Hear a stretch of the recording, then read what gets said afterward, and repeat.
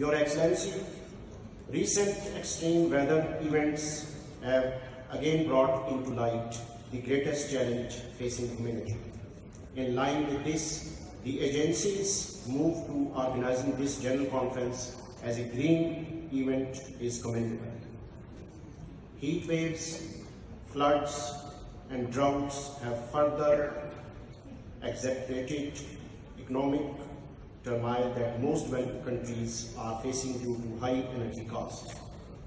Pakistan is one of the top 10 vulnerable countries to climate change.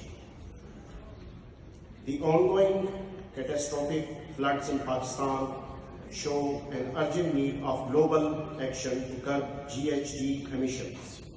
1/3 of the country is underwater. The disaster has caused loss of life in thousands and economic loss of over $40 billion.